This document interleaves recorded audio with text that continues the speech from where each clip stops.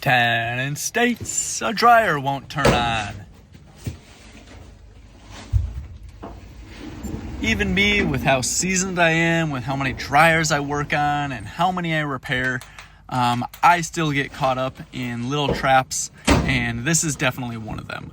You're gonna see me test a bunch of functions, take off the panels, check everything, and I still can't figure out what is going on.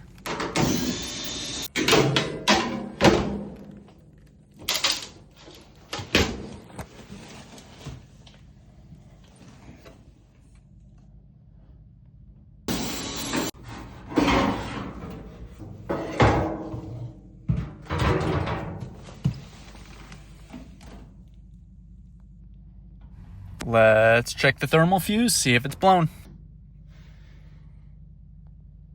That checks out. Start switch checks out okay as well.